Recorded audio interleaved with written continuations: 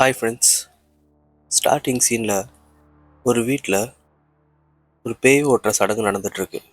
அந்த சடங்கை ஒரு பொண்ணு வீடியோ எடுத்துட்ருக்கா. அதில் ஒரு பொண்ணுக்கு பேய் பிடிச்சிருக்கு. அதை விரட்ட ஒருத்தர் ரொம்ப நேரமாக முயற்சி பண்ணிகிட்ருக்காரு. அவர் அந்த முயற்சியில் கடைசியில் அந்த பொண்ணை தனியாக ஒரு ரூம்குள்ளே கொண்டு போய் அந்த பொண்ணு வாயிலிருந்து கருப்பு கலரில் ஒரு முடி மாதிரி குடல் எல்லாம் வெளியே எடுக்கிறாரு. அதை பார்த்த எல்லாரும் மிரண்டு போகிறாங்க. அந்த வீடியோ எடுத்துகிட்டு இருக்க பொண்ணு அதை நம்பவே இல்லை. நீங்கள் அவளை தனியாக கூப்பிட்டு போய் தான் இதை பண்ணீங்க, நான் இதை நம்ப முடியாதுன்னு அவள் சொல்கிறான். அப்போ நான் என்ன பண்ணாதான் நீ நம்புவ அப்படின்னு சொல்லி அவர் கேட்குறாரு. அப்போது அந்த பொண்ணு, என் ஃப்ரெண்டு ஒருத்திக்கு இதே மாதிரி இருக்குது, அவளை நீங்கள் காப்பாற்றிட்டீங்கன்னா நான் இதை நம்புகிறேன் அப்படின்னு சொல்லி அவள் சொல்கிறான். இதுக்கப்புறம் அவங்க 2 பேரும் ட்ராவல் பண்ண ஆரம்பிக்கிறாங்க. அந்த ட்ராவலில் அவங்க போகும்போது அந்த காடு மாதிரி இருக்க அந்த ரோடு ரொம்ப மோசமாக இருக்குது. இவங்க ஒரு இருட்டான பாதையில் தான் போயிட்டுருக்காங்க. இவங்களுக்கு வழி தெரியாததுனால அங்கே ஒரு கடையில் நிறுத்தி அவங்கக்கிட்ட அந்த ஊரோட பேரை சொல்லி வழி கேட்குறாங்க.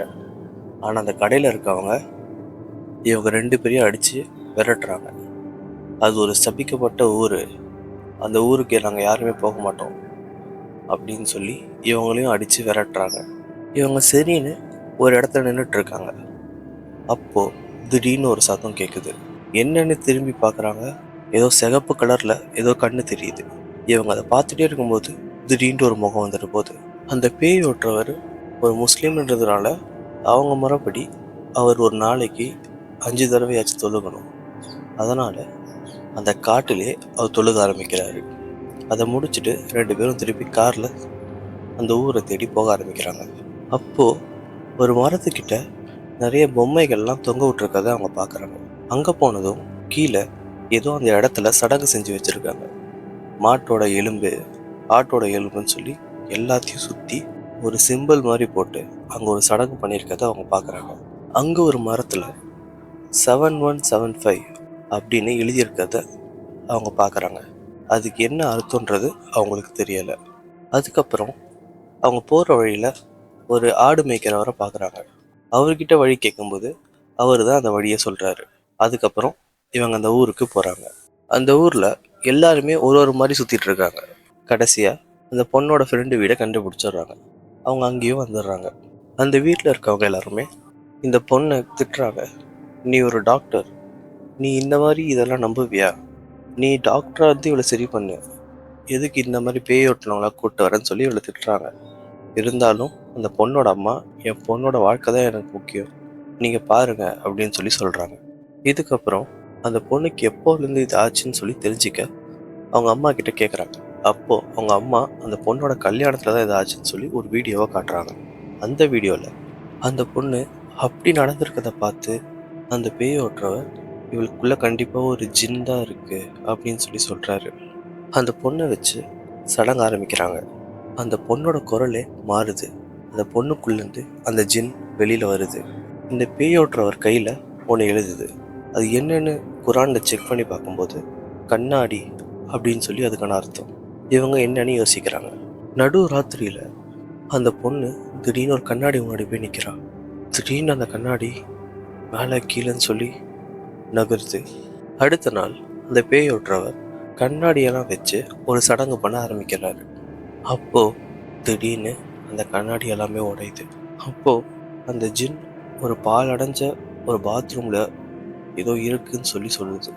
அதை பார்த்துட்டு அந்த பேய் ஓட்டுறவரும், உங்கள் வீட்டில் ஏதாச்சும் பால் அடைஞ்ச பாத்ரூம் நீங்கள் யூஸ் பண்ணாத இருக்கான்னு கேட்கும்போது அவங்களும் ஆமாம் இருக்குது அப்படின்னு சொல்லி சொல்கிறாங்க.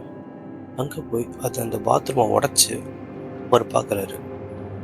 அப்போது நிறைய இந்த மாட்டோட கொழுப்பு, மாட்டோட தலை, கை, காலுன்றது நிறைய அந்த மாதிரி அதுக்குள்ளேருந்து எடுக்கிறாங்க. அதை பார்த்துட்டு எல்லாரும் ஒரு பக்கமாக போய் வாந்தி எடுக்கிறாங்க. அந்த பாத்ரூமில் ஒரு சூனிய பொம்மை ஒன்று கிடைக்குது. அதில் நிறைய மந்திரங்கள்லாம் எழுதி யாரோ இவங்களுக்கு சாபம் விட்டுருக்காங்க அப்படின்னு சொல்லி தெரிய வருது. இவங்க எல்லாரும் உக்காந்துட்டு இருக்க அந்த இடத்துல திடீர்னு அந்த பொண்ணு வந்து கீழே விழறா. அந்த ஜின் அவக்குள்ளேருந்து வெளில வர்றது கத்திட்டு இருக்கு. இவங்க அவளை சமாதானப்படுத்த பார்த்துட்டு இருக்காங்க. அந்த வீடியோ எடுத்துட்டு இருக்க பொண்ணு, இல்லை இது சரிப்பட்டு வராது, நான் அவளை ஹாஸ்பிட்டல் கூப்பிட்டு போகிறேன், நான் அவளை ட்ரீட்மெண்ட் பண்ணுறேன் அப்படின்னு சொல்லி சொல்கிறா. ஆனால் அந்த பேய் ஓட்டுறவர், நீ ஹாஸ்பிட்டல் கூட்டு போனாலும் இது சரியாகாது, எனக்கு இன்னும் ஒரு சான்ஸ் கொடு, நான் இதை அவளை குணப்படுத்தி காட்டுறேன் அப்படின்னு சொல்லி அவள் சொல்கிறாள். அவளும் சரி ஓகே அப்படின்னு சொல்லி அந்த இடத்துல முடிக்கிறாங்க. அடுத்த நாள் மறுபடியும் ஒரு சடங்கு செய்கிறாங்க. அதில் அந்த பொண்ணோட உண்மையான முகம் வெளில வருது. அந்த ஜின் மேலேயும் கீழேயும் கீழே குதிச்சிட்டு இருக்கா. அது எல்லாரும் பார்த்து ரொம்ப ஷாக் ஆகுறாங்க. அதை பாருங்க, உங்களுக்கே பயமா இருக்கும். அப்புறம் அந்த ஜின் அந்த பொண்ணோட உடம்பை விட்டு போயிடுது. எல்லாருமே அவருக்கு நன்றி சொல்றாங்க. ஆனா இந்த ஜின் இன்னும் அவ உடம்பை விட்டு போகலை. நைட்டு அந்த பொண்ணு அவளோட பழைய ரத்தம் அடைஞ்ச கல்யாண ட்ரெஸ்ஸை போட்டுக்கிட்டு ரூமை விட்டு வெளில வரா. வெளில வந்து ஒரு கத்தியோட அவன் குடும்பத்தில் இருக்க ஒருத்தங்களை தாக்குறா. அப்புறம் அவள் காணாமல் போயிடுறா. அவளை தேடி இவங்க எல்லாரும் போகிறாங்க. அப்போது அந்த மரத்து கீழே இருந்த ஒரு சடங்கு கிட்ட போய் அவள் நிற்கிறா. பேயோடுறவர் அவளை பிடிச்சி உட்கார வைக்கிறாங்க. அப்புறம் அவளை கூட்டிகிட்டு போகிறாங்க. அப்புறம் அந்த வீட்டில் இருக்க ஒருத்தங்க அவளோட அப்பாவை பற்றி சொல்கிறாங்க. அவர் ரொம்ப ஏழையாக இருந்தார். ஆனால் திடீர்னுட்டு நிறைய காசு அவருக்கு கிடச்சிருக்கு. எப்படி கிடச்சதுன்னு யாருக்கும் தெரியலை. ஆனால் நிறைய காசை வச்சு அவர் லேண்டு வீடுன்னு சொல்லி நிறைய வாங்க ஆரம்பித்தார் அப்படின்னு சொல்லி அவங்க எல்லாம் சொல்கிறாங்க. இந்த பொண்ணோட அப்பாவும் அவரோட ஃப்ரெண்டும் 2 பேரும் சேர்ந்து ஏதோ பண்ணியிருக்காங்க. அதுக்கப்புறம் தான் அவங்க நிறைய காசு பணம்னு சொல்லி சம்பாதிக்க ஆரம்பிச்சிருக்காங்க அப்படின்னு சொல்லி அந்த குடும்பத்தில் இருக்க ஒருத்தங்க சொல்கிறாங்க. அப்புறம் பக்கத்து ஊரில் ஒருத்தன் இருக்கான். அவன்கிட்ட போய் நீங்கள் அதை கேளுங்க, அவன் உங்களுக்கு தெளிவாக சொல்லுவான் அப்படின்னு சொல்லி சொல்கிறாங்க. சொன்னதும் அந்த பேய் ஓட்டுறவரும் அந்த வீடியோ எடுக்கிற பொண்ணும் அவனை தேடி போகிறாங்க. அந்த ஒருத்தன் ஒரு பெரிய உண்மையை சொல்கிறான். அந்த பொண்ணோட அப்பாவும் அவரோட ஃப்ரெண்டும் சேர்ந்து ஒரு ஜின்னை வழிபட்டு வந்திருக்காங்க. அந்த ஜின்கிட்ட நிறைய காசு வேணும், பணம் வேணும்னு சொல்லி கேட்டிருக்காங்க. அந்த ஜின்னும் அவங்க கேட்டதை கொடுத்துருக்கு. இவங்க அதுக்கப்புறம் நல்லா பணக்காரங்களாக மாறுறாங்க. ஒரு கட்டத்துக்கு மேலே இந்த ஜின்னோட உதவி நமக்கு தேவையில்லைன்னு நினச்சி அந்த ஜின்னை கொன்று ஒரு மரத்துக்கு கீழே புதைக்கிறாங்க. அப்போலேருந்து அந்த ஊரில் பிறக்கிற ஒரு குழந்தையும் ஒரு ஒரு கண்ணோட ஒரு கையோட அந்த மாதிரி பிறக்க ஆரம்பிக்கிறாங்க. இதெல்லாம் பார்த்த அவங்க அப்பா அவங்க ஃப்ரெண்டும் ஊரில் இருக்க எல்லாருக்கும் காசெல்லாம் கொடுத்து நீங்கள் இந்த ஊரை விட்டு போயிடுங்கன்னு சொல்லி கொடுத்து அனுப்பிச்சிருக்காங்க. இந்த உண்மையை அவங்க கேட்டனும் நேராக அந்த பொண்ணோட வீட்டுக்கு திரும்பி போகிறாங்க. அந்த பேயோட்டுறவர் வெளியில் போய் அந்த மரத்துக்கிட்ட போய் என்ன நடந்துச்சுன்னு சொல்லி பார்க்க போகிறாரு. அப்போது இந்த வீட்டில் அந்த வீடியோ எடுக்கிற பொண்ணு அவள் ரூம்குள்ளே போகும்போது ஒரு கருப்படைஞ்ச உருவம் அவள் பெட்டு மேலே நிற்குது. பக்கத்தில் பாம்பு. அதை பார்த்துட்டே நிற்கிறா, கத்துறா. அப்போ திடீர்னு குடும்பத்தில் இருக்க 2 பேர் அவளை பிடிச்சி அடைக்கிறாங்க. ஒன்றுமே புரியலை. இங்கே அந்த பேயோட்டுறவர்கிட்ட அந்த ஊர்லேருந்து ஒருத்தன் வந்து பேசுகிறான். அந்த குடும்பத்தில் இருக்கவங்க எல்லாமே செட் பண்ணி தான் இதை பண்ணுறாங்க. அந்த பொண்ணுக்குள்ளே இருக்க ஜின்னை இந்த வீடியோ எடுக்கிற பொண்ணு உடம்புல செலுத்த போகிறாங்க அப்படின்னு சொல்லி சொல்கிறாரு. அதுக்கப்புறம் அந்த குடும்பத்தில் இருக்கவங்க அந்த பேயோட்டுறவரை அடித்து ஒரு குழியில் புதைக்கிறாங்க. இந்த பொண்ணை ஒரு குழிக்குள்ளே தள்ளி அப்போ தான் ஒரு உண்மையை சொல்கிறாங்க. இந்த பொண்ணோட அப்பாவும் அந்த வீடியோ எடுக்கிற பொண்ணோட அப்பாவும் 2 பேரும் ஃப்ரெண்ட்ஸ்.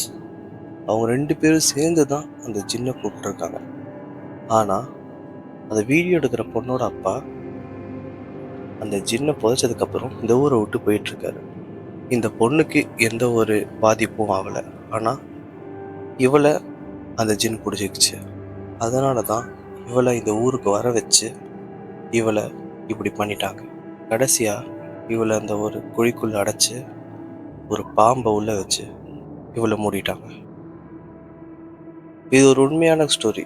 டர்க்கியில் இது நடந்திருக்கு. இதுக்கான ப்ரூஃப் எல்லாமே நான் அட்டாச் பண்ணுறேன். இந்த மாதிரி உங்களுக்கு இன்ட்ரெஸ்டிங்கான உண்மையான பேய் கதை வேணும்னா மறக்காமல் எங்கள் சேனலை சப்ஸ்கிரைப் பண்ணிக்கோங்க. கமெண்ட்டில் எஸ் அப்படின்னு சொல்லி போடுங்க. இன்னும் நிறைய இந்த மாதிரி கதைகள் வரும்.